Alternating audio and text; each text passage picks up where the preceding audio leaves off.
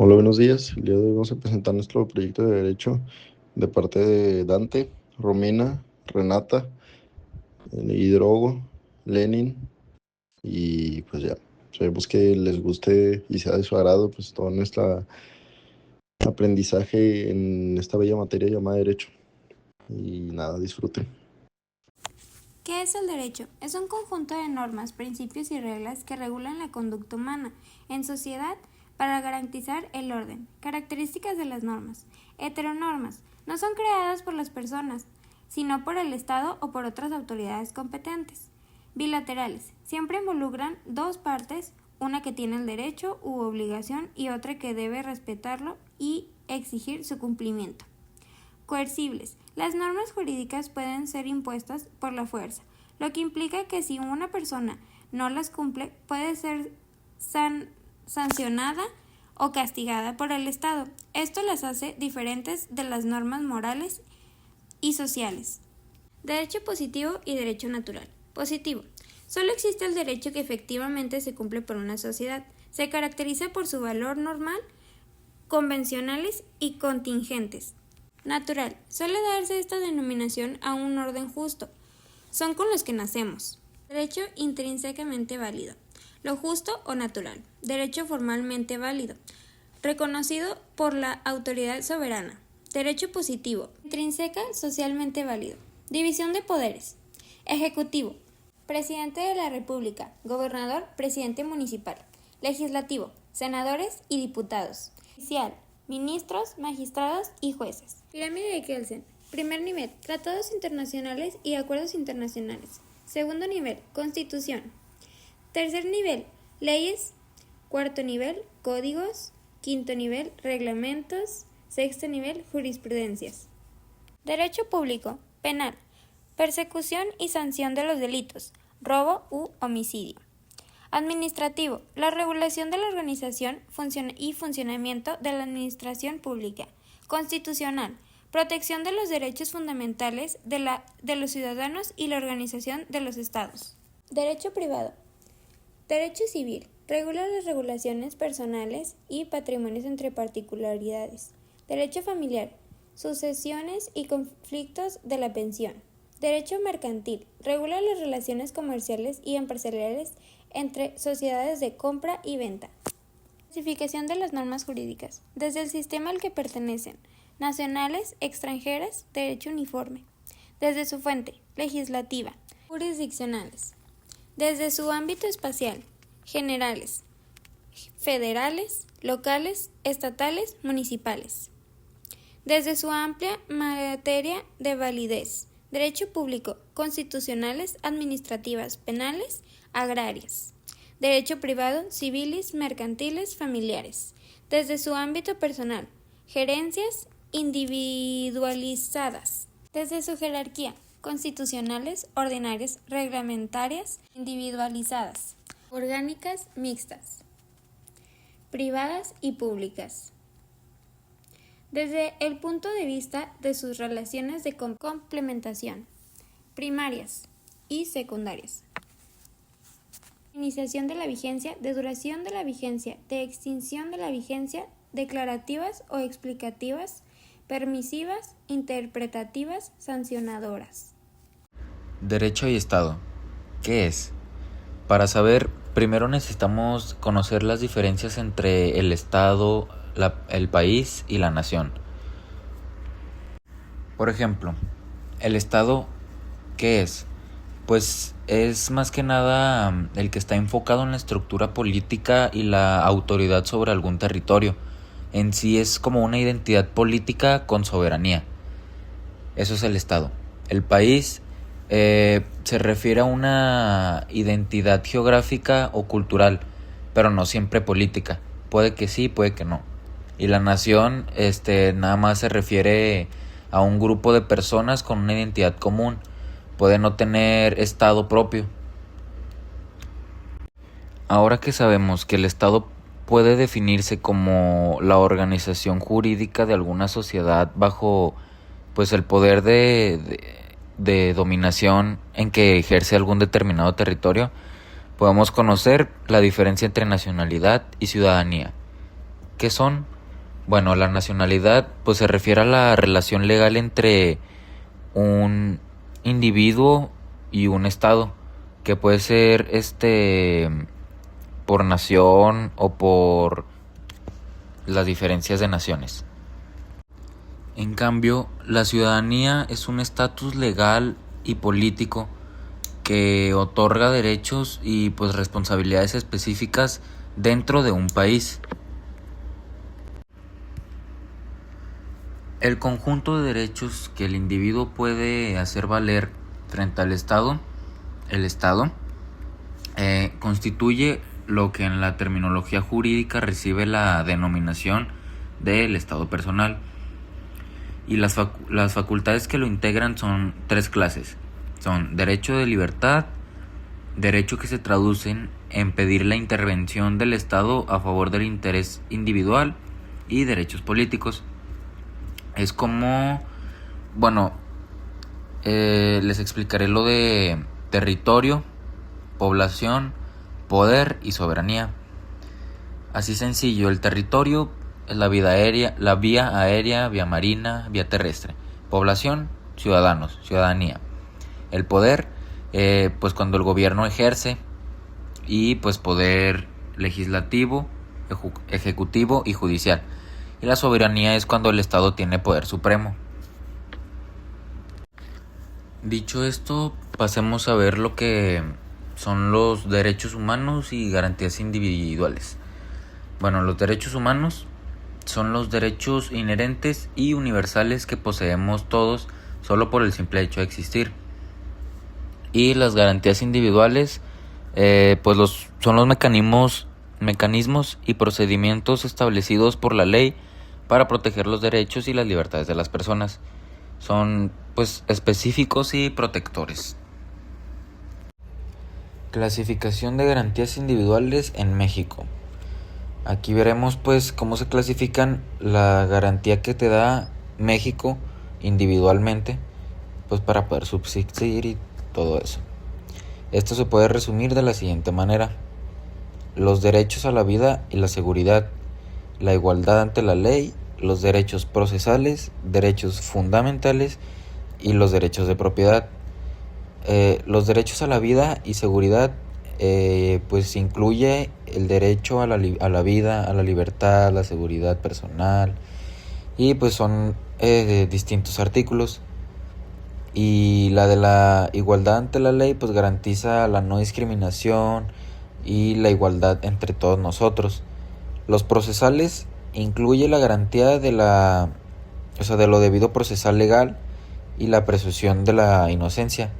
También todo esto lleva muchos artículos.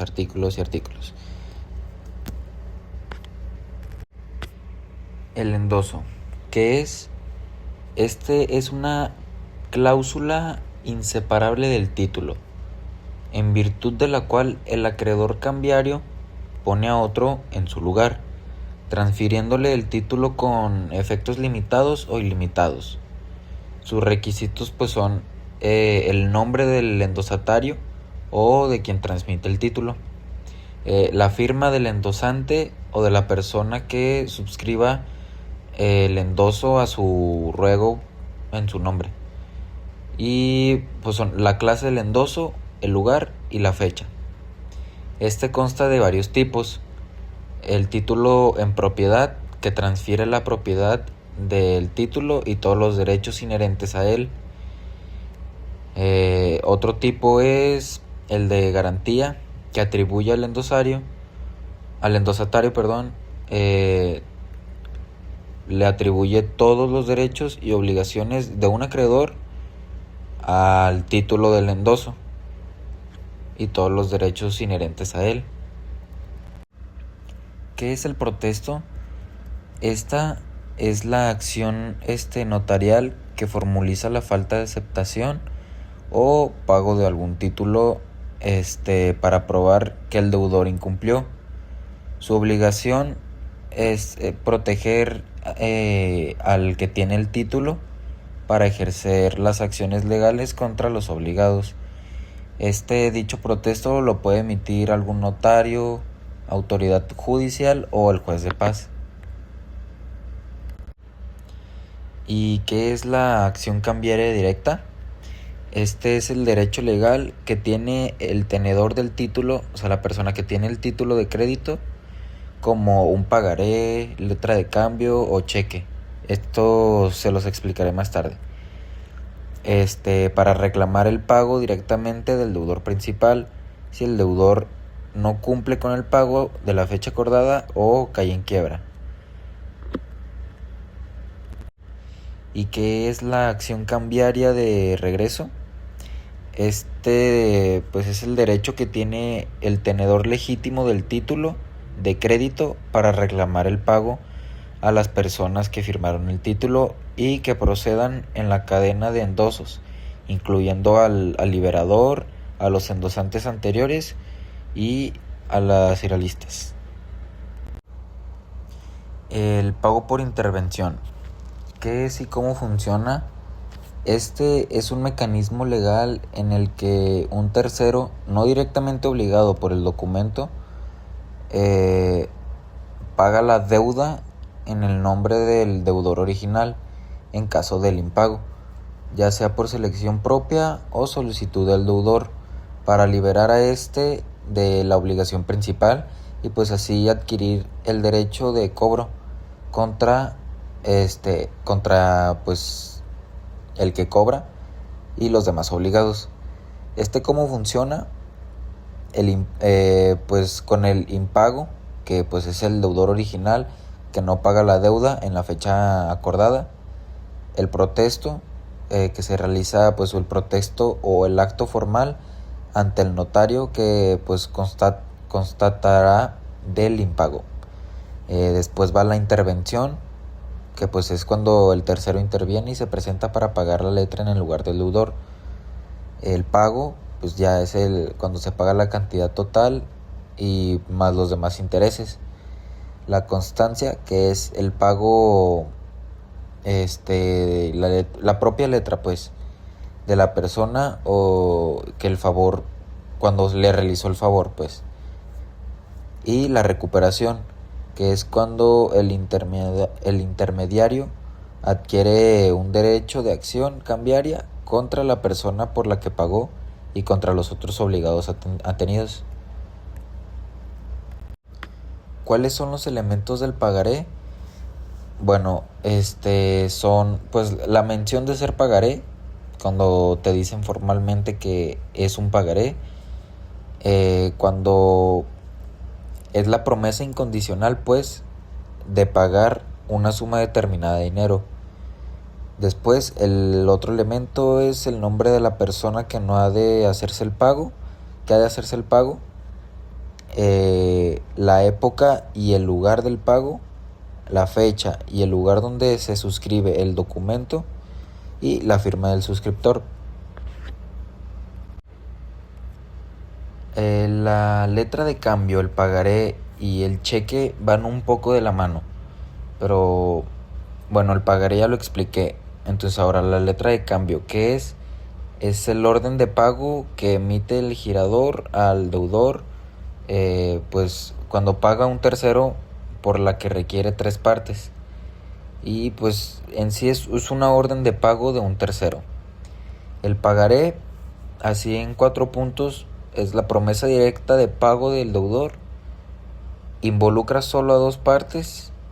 Es una promesa pura y simple del pago. Y solo intervienen 2 partes, el que firma y el que se compromete a pagar.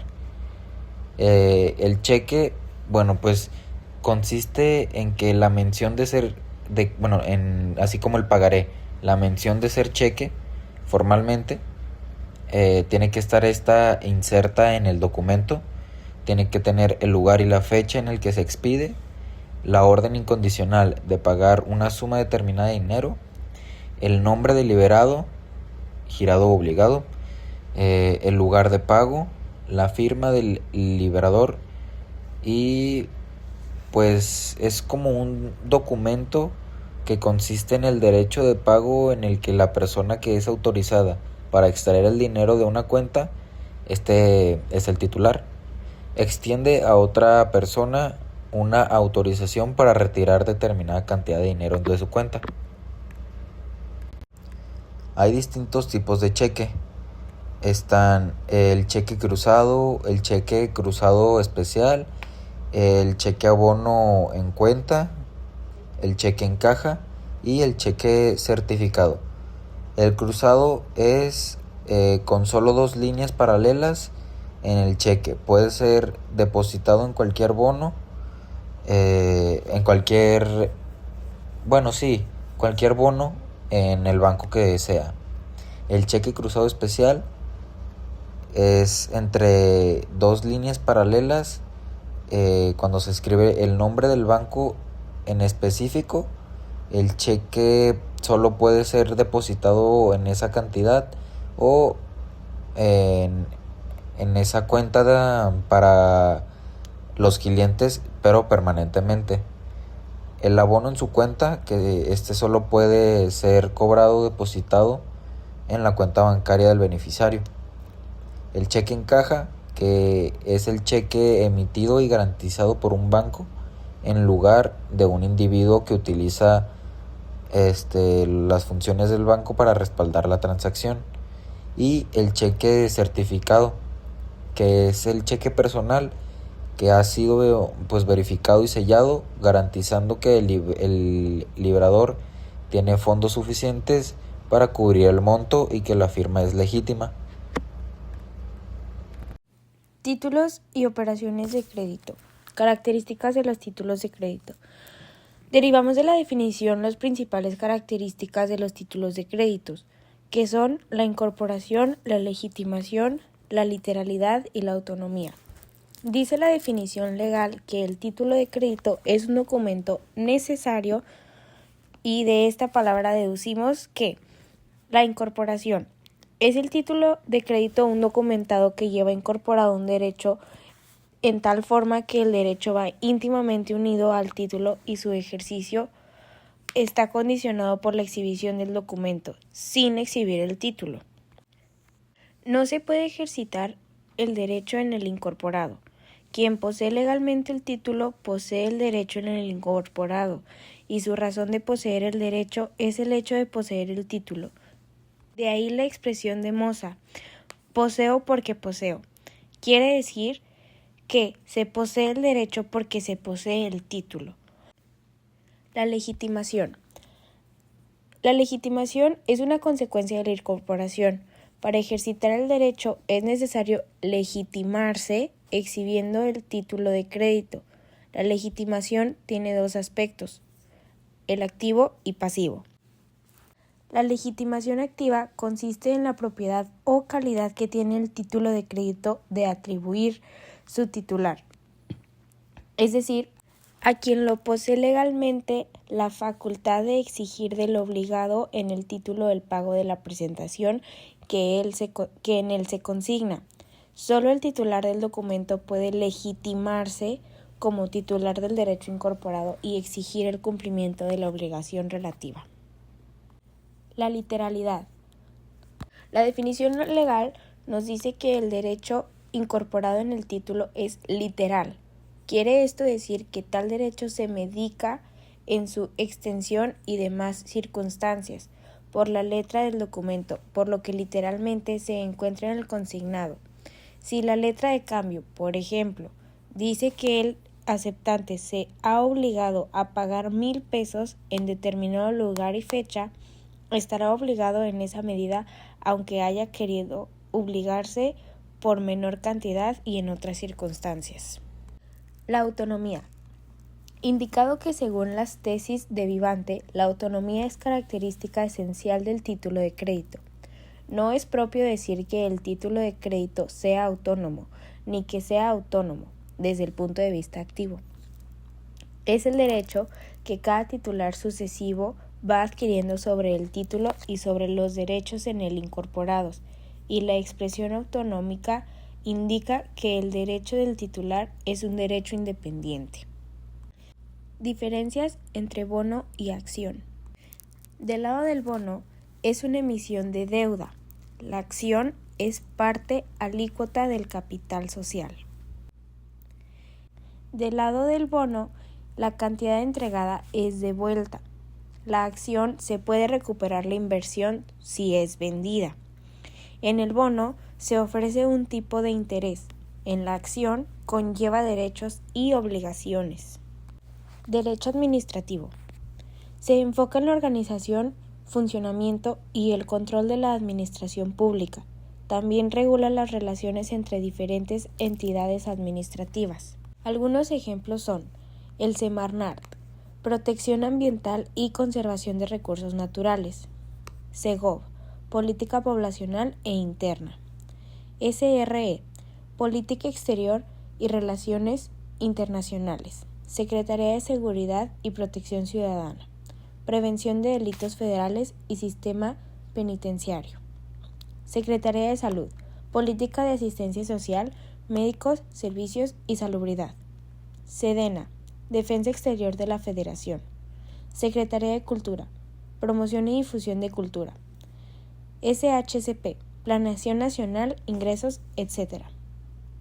CEP, enseñanza en todos sus niveles; SE, política mexicana para negociaciones internacionales.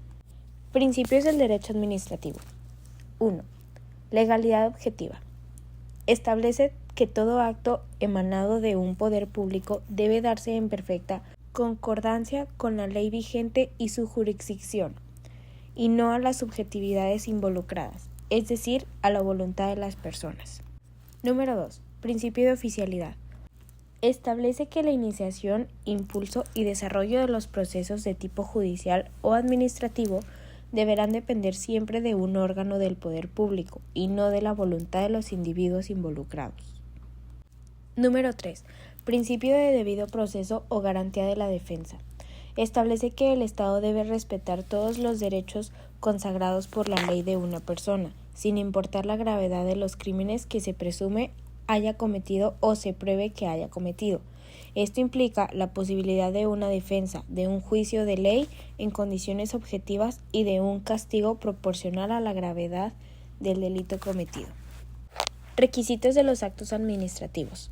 Número 1. Su materia. El órgano o autoridad que emite el acto administrativo debe ser competente, debe tener la facultad legalmente atribuida ese acto en función de materia, grado, territorio y el tiempo. Número 2. Objetivo o contenido. El acto debe tener un objeto claro y cierto, que se física jurídicamente posible, cierto y determinado o determinable. No puede ir en contra de la ley o el orden público. Número 3. Fines públicos. Los actos administrativos deben perseguir un público conforme a lo establecido en el ordenamiento jurídico y al interés general.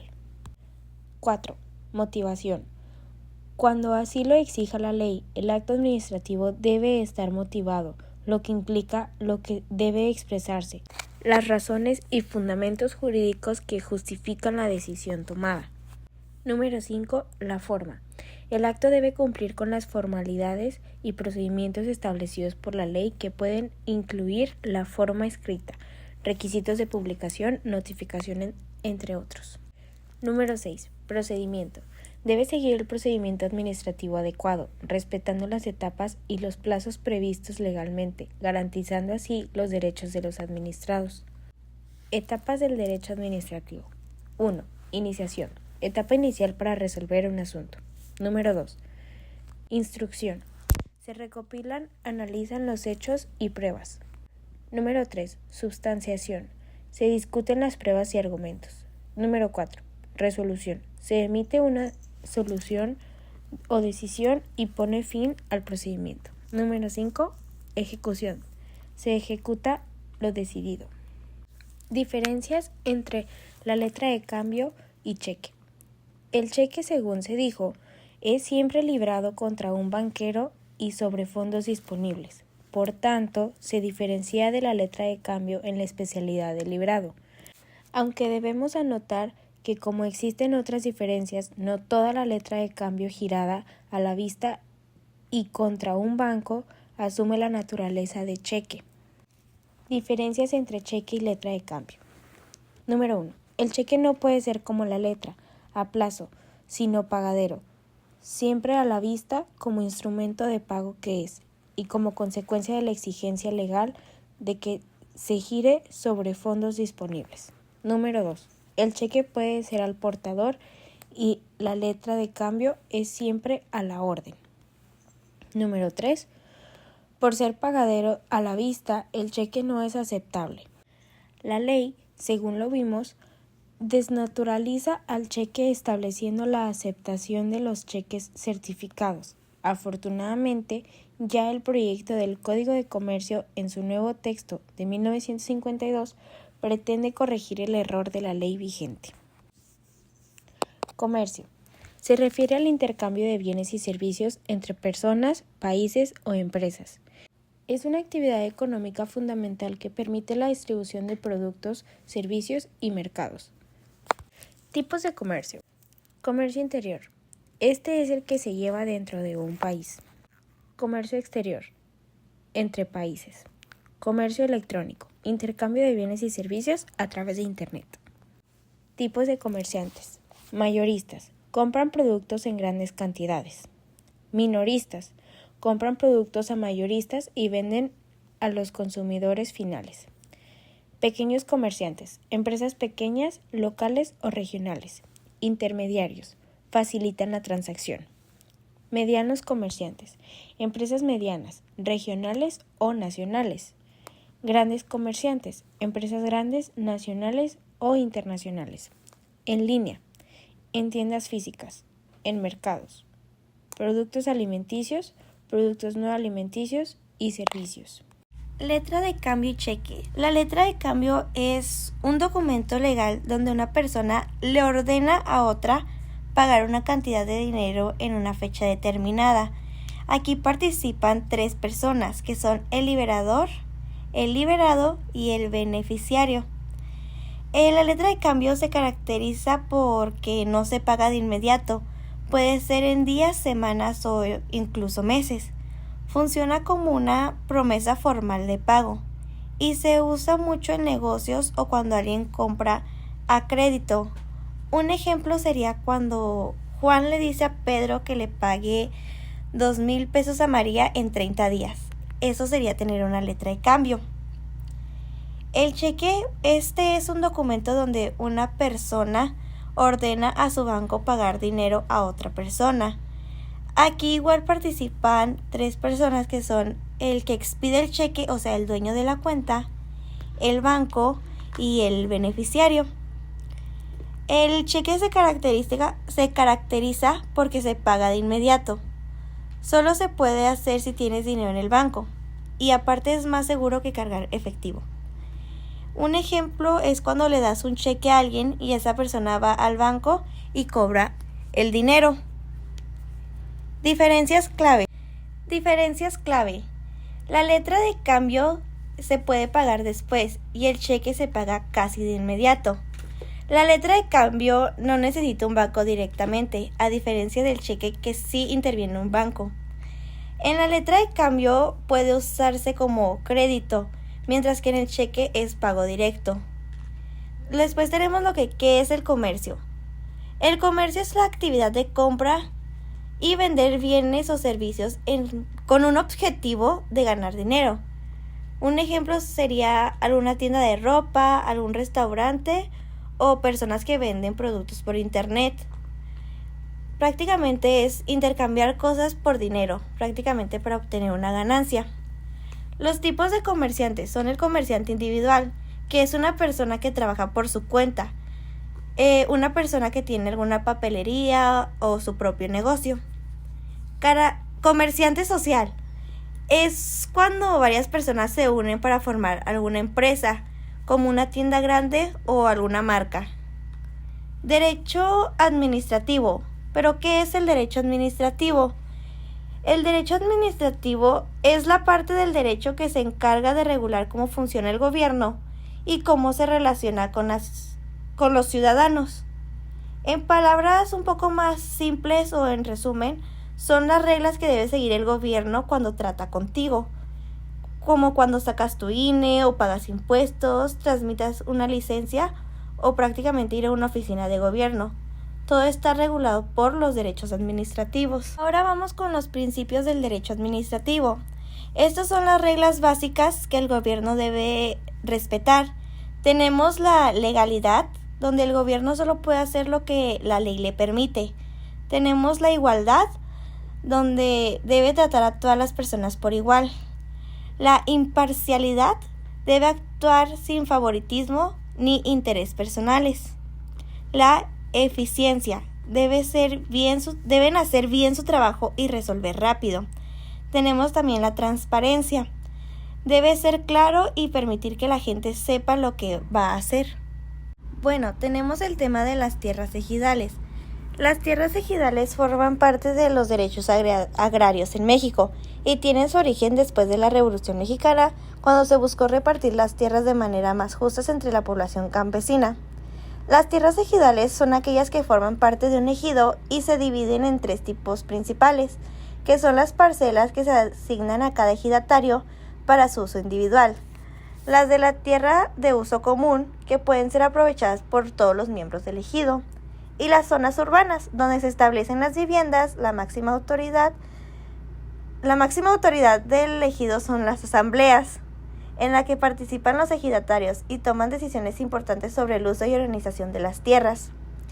Los ejidatarios son las personas que tienen derechos reconocidos sobre estas tierras, aunque no son propietarios en el sentido tradicional. Sí tienen derechos importantes. Entre los principales derechos de los ejidatarios se encuentra el uso y disfrute de sus parcelas, el derecho a trabajar las tierras y a recibir beneficios de los recursos del ejido, a participar en la asamblea con su voz y voto, y a designar un sucesor que herede sus derechos. También puede, en ciertos casos y bajo condiciones legales, transmitir sus derechos. Por otro lado, el ejido como comunidad también tiene derechos. Puede administrar sus tierras, decidir sobre su aprovechamiento y regular el acceso a los recursos comunes, así como proteger su territorio. Además, el ejido tiene la facultad de organizarse internamente mediante sus propias autoridades, como el comisariado ejidal y el consejo de vigilancia. En cuanto a la sucesión, cuando un ejidatario muere, su derecho no se pierde automáticamente. Existe la posibilidad de que haya designado un sucesor mediante una lista de sucesión. En ese caso, la persona señalada recibe los derechos sobre la parcela. Si no existe esta designación, la ley establece una orden para determinar quién hereda, generalmente comenzando por un cónyuge, después los hijos y posteriormente otros familiares cercanos. Si no hay ninguna persona con derecho, la parcela puede regresar al ejido. Es importante destacar que las tierras ejidales están protegidas por la ley y no puede venderse libremente como una propiedad privada, ya que su finalidad es garantizar el acceso a la tierra y evitar la concentración en pocas manos. En algunos casos, mediante procedimientos legales, puede cambiar su régimen. Por esto requiere la aprobación de la asamblea y el cumplimiento de ciertos requisitos.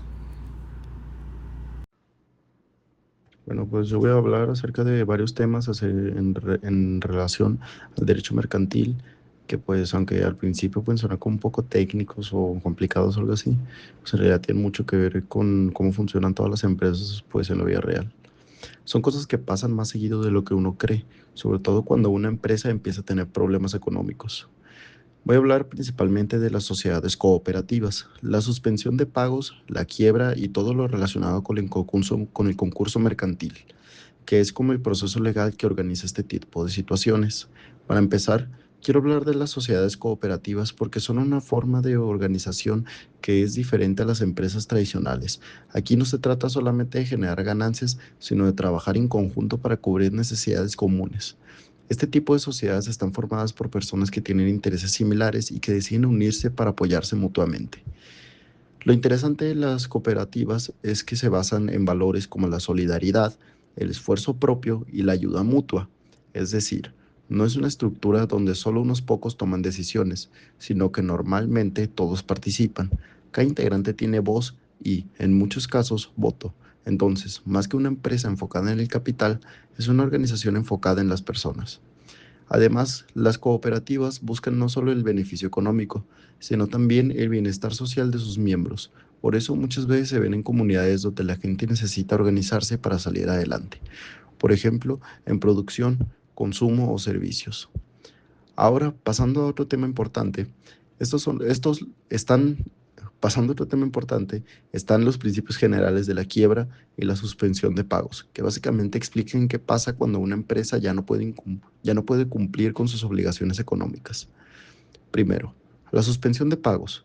Esto ocurre cuando una empresa está en una situación de insolvencia, pero de manera temporal. Es decir, no tiene dinero suficiente en ese momento para pagar sus deudas, pero eso no significa que esté completamente en crisis definitiva. Puede ser que tenga bienes, propiedades o activos, pero que no pueda convertirlos rápidamente en dinero. Por ejemplo, una empresa puede tener maquinaria, edificios o inventario, pero aún así no tener efectivo para pagar a corto plazo. Entonces, ahí es donde entra esta idea de la suspensión de pagos. Actualmente, este concepto se maneja dentro de lo que se conoce como concurso mercantil. Y aquí algo importante es que la suspensión de pagos no significa el final de la empresa, sino más bien una alerta. Es como decir, la empresa tiene problemas, pero todavía hay posibilidad de arreglar la situación. En cambio, la quiebra ya es un escenario más complicado. Aquí ya no estamos hablando de algo temporal, sino de una situación donde la empresa definitivamente no puede cumplir con sus deudas. Sus activos son menores que sus pasivos, lo que significa que ni vendiendo todo lo que tiene lograría pagar completamente. Cuando una empresa llega a este punto, ya no hay muchas opciones para salvarla. Entonces, lo que se hace es entrar en un proceso legal para organizar la forma en que se van a pagar las deudas. Porque algo importante es que no todos los acreedores pueden cobrar al mismo tiempo ni en el mismo orden. Y aquí es donde entra el concurso mercantil, que está regulado por la Ley de Concursos Mercantiles. Este procedimiento es clave porque busca poner orden cuando una empresa tiene problemas financieros. Según el artículo 1 de esta ley, el objetivo principal es conservar las empresas siempre que sea posible. Esto es importante porque una empresa no solo afecta a sus dueños, sino también a trabajadores, proveedores y clientes y otras empresas. Entonces, si una empresa cae, puede generar un efecto en cadena y el despido de millones de trabajadores, proveedores, clientes u otras empresas. Por eso, el concurso mercantil intenta evitar ese impacto negativo y, al mismo tiempo, proteger a los acreedores, es decir, a las personas o empresas a las que se le debe dinero. El artículo 2 establece que este proceso tiene dos etapas, la conciliación y la quiebra. Y esto es muy importante porque muestra que primero se intenta salvar a la empresa antes de liquidarla. La primera etapa es la conciliación. Aquí lo que se busca es que el comerciante llegue a un acuerdo con sus acreedores. Este acuerdo puede implicar cambios en las fechas de pago, reducción de deudas o nuevas condiciones que permitan a la empresa siga funcionando. Esta etapa es como una oportunidad de recuperación. Si todo sale bien, la empresa puede continuar con sus actividades y evitar desaparecer.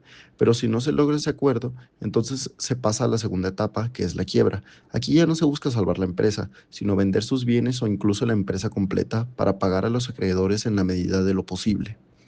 El artículo número 4 también nos da definiciones importantes. Por ejemplo, ¿quiénes son los acreedores reconocidos? ¿Qué son aquellos que ya fueron aceptados oficialmente dentro del proceso? Y también define quién es considerado comerciante, incluyendo tanto personas físicas como morales. Ahora, uno de los conceptos más importantes de todo esto es el incumplimiento generalizado en el pago de las obligaciones, que aparece en el artículo número 9. Este concepto se refiere a cuando un comerciante ya no puede cumplir de forma constante con sus deudas.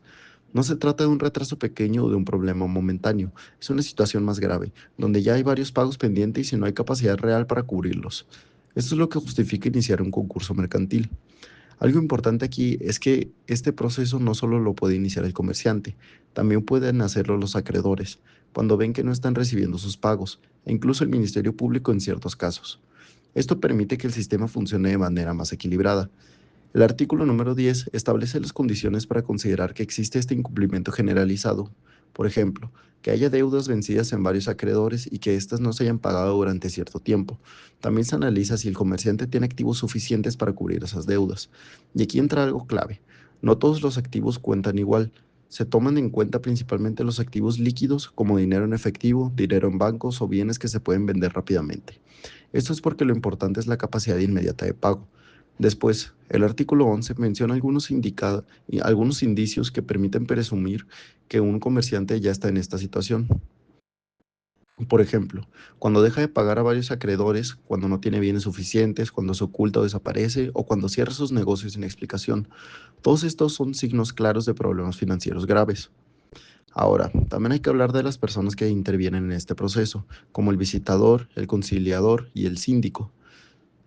Ellos tienen funciones muy importantes porque básicamente supervisan y administran todo el procedimiento. El artículo 55 dice que pueden contratar auxiliares para ayudarse, pero con la autorización del juez y sin delegar sus responsabilidades. Es decir, pueden apoyarse en otras personas, pero siguen siendo responsables de todo. El artículo número 57 señala que, aunque alguien impugne su nombramiento, ellos pueden seguir trabajando. Esto es importante para que el proceso no se detenga. El artículo número 59 establece que deben rendir informes periódicos, lo que permite que haya transparencia, y el artículo número 61 dice que son responsables por cualquier daño que causen, incluso por acciones de sus auxiliares o por revelar información confidencial. Si lo vemos en conjunto, todo este sistema busca equilibrar dos cosas muy importantes. Por un lado, tratar de salvar a las empresas cuando todavía hay posibilidad y por otro, proteger a los acreedores cuando la situación ya no tiene solución. Y algo interesante es que estos temas no son solo teoría. En la vida real, muchas empresas pasan por situaciones así y estos procesos legales son los que ayudan a organizar todo para que no sea un caos. Al final, entender esto también ayuda a ver que la economía no es perfecta, que las empresas pueden tener problemas, pero que existen mecanismos para enfrentar esas situaciones de manera ordenada y adecuada. Muchas gracias por escucharme.